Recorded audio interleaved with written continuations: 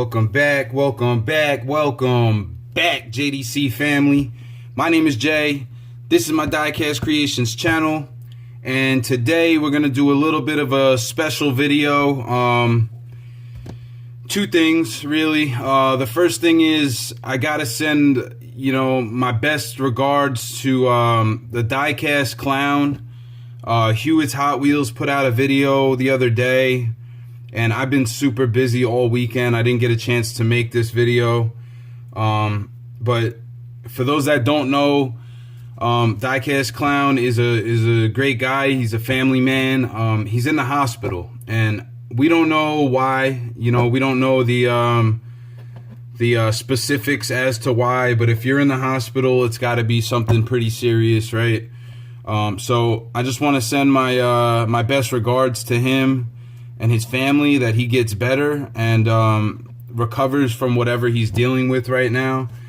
But Hewitt asked that we make a video for something for him to watch while he's in the in there getting taken care of. So I wanted to make this video.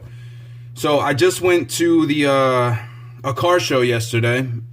A car show here on Long Island. It's called Flower Fields.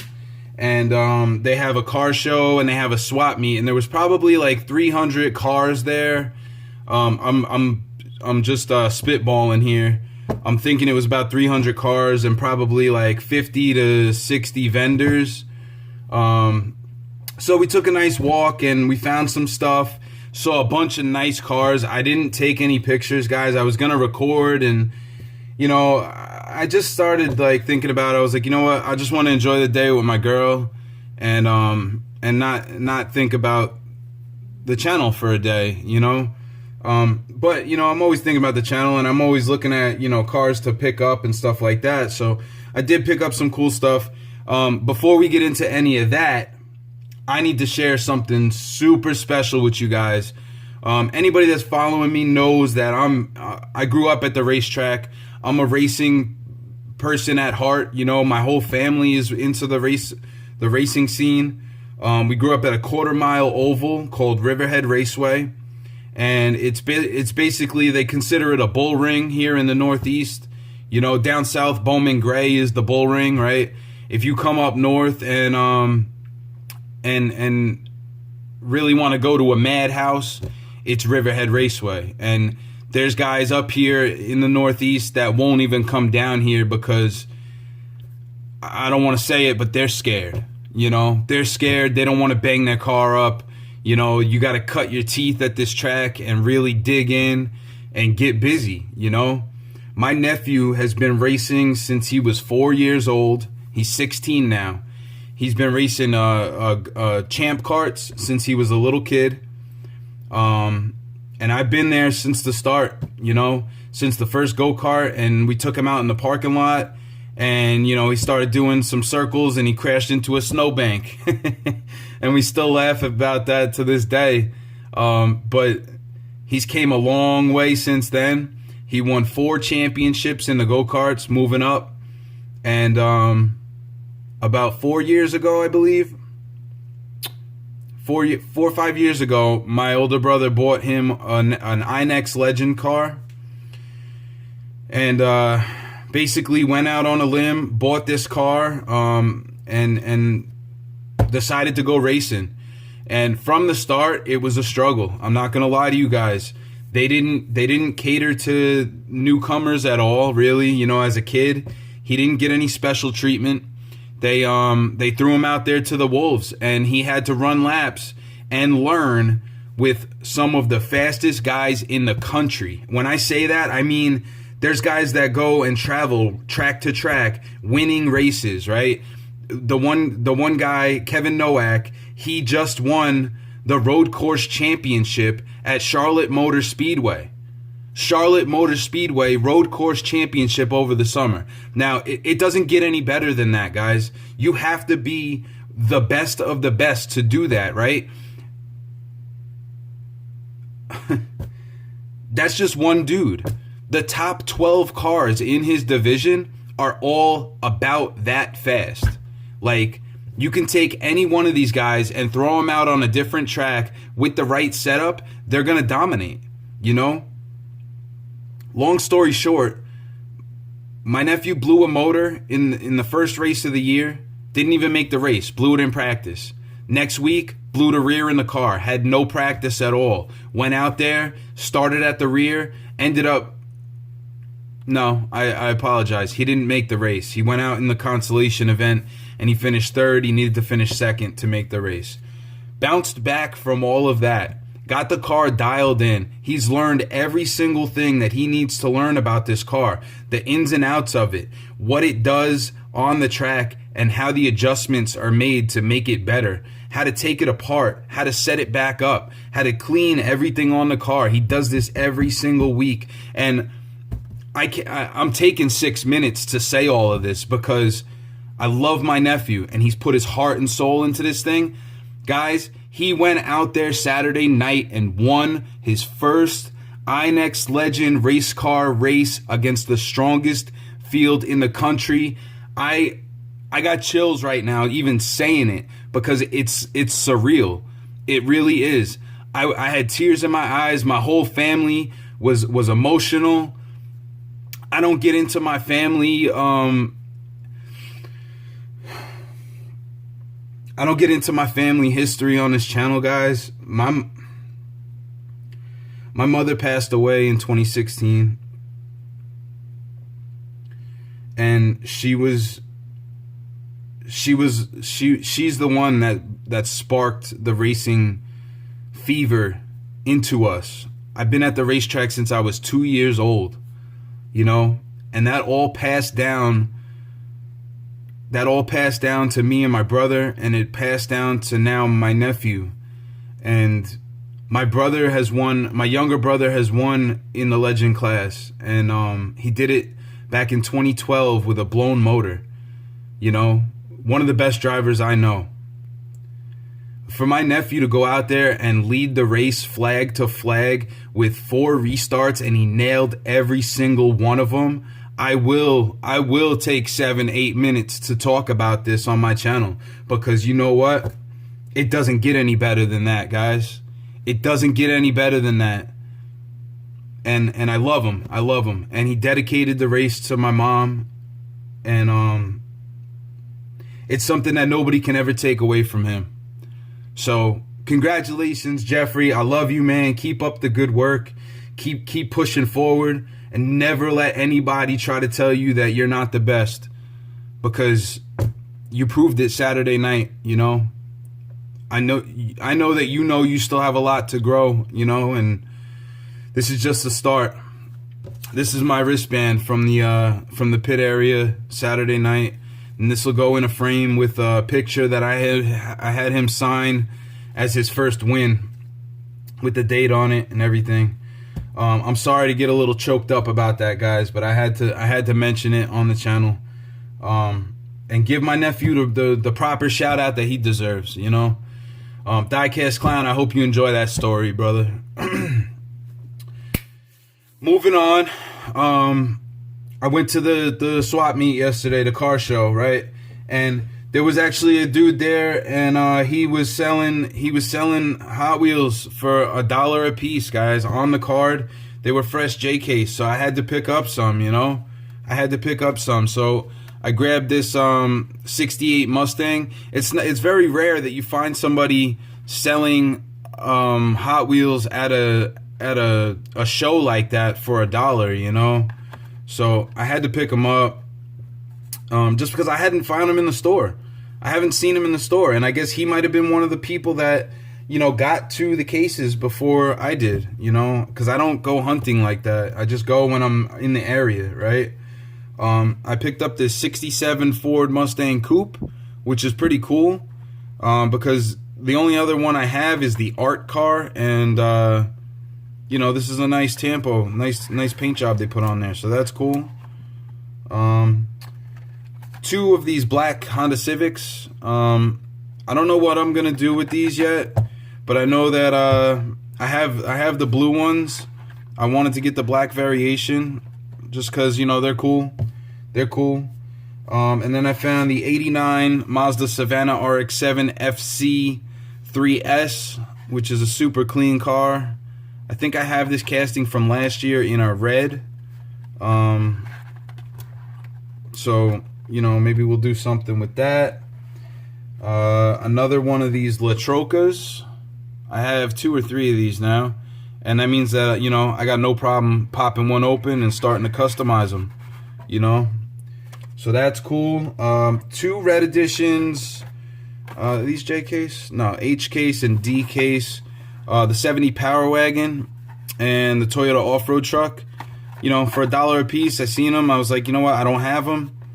And I was called a collector. So I on a recent video, I was called out. I guess I'm a collector now.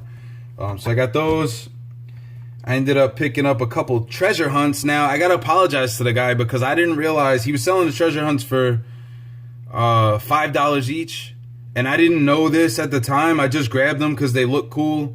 So I ended up, you know, I don't know the man, so I can't give him the extra couple dollars. But the 11 Corvette Grand Sport, which is a treasure hunt, and it's from 2015.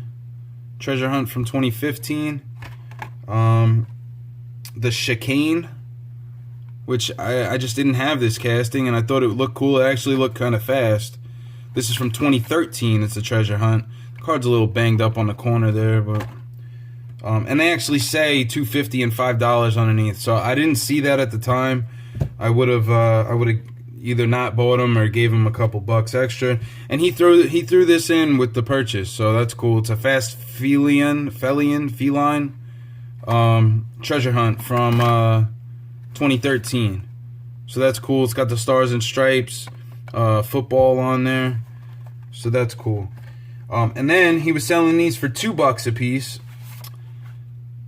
The red edition Corvette, the new Vet, right? I know that there's a few collectors in the community that don't have one, so I grabbed 2 of them, and then I saw this one, and it was melted. The top of the thing was melted, because, guys, it was like 90 degrees out there, right?